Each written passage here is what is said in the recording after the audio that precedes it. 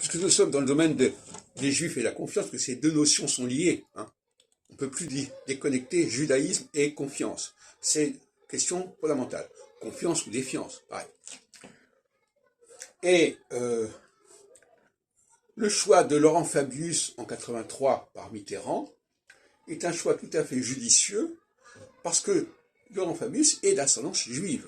C'est ce qu'on dit.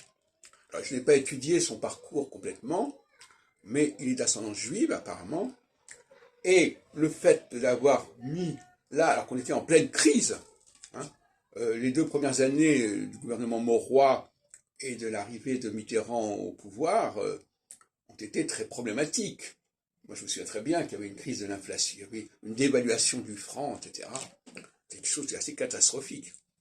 Bon, alors, ce qu'on appelle le grand tournant, le grand revirement. Et ce qui est intéressant, c'est que quelqu'un comme Michel Onfray s'acharne sur cette année 1983. Et ça relève presque d'antisémitisme, puisque comme par hasard, c'est Fabius qui a été un des artisans de ce revirement, à la demande de Mitterrand, certes. Et donc, par conséquent, cette idée que l'on ne pouvait pas changer, qu'une fois qu'on avait annoncé quelque chose, il fallait s'y tenir jusqu'au bout, jusqu'à aller dans le mur, bon, ça c'est un discours qui est complètement anticyclique. C'est-à-dire, s'il y a quelque chose que Onfray n'a jamais compris, c'est la notion de cyclicité. D'ailleurs, il le dit lui-même, il y a une fatalité, les choses commencent et puis les choses se terminent. Il dit jamais que les choses recommencent. Donc c'est tout à fait typique. Un exemple aussi dans l'autre sens, c'est l'exemple de Pierre Mendès France, qui a été abordé.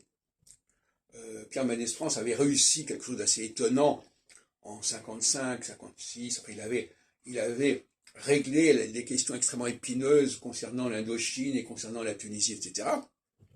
Et lorsque l'occasion s'est présentée de renouveler la présidence du Conseil, René Coty, le président René Coty, qui avait été élu en 54, refuse carrément de proposer à PMF de former un gouvernement. Et il le demande à Guy Mollet. Bon, et pourquoi? Parce qu'on est en début de phase solsticiale. Et en début de phase solsticiale, on ne fait plus confiance aux Juifs, tout simplement. C'est pas plus compliqué que ça.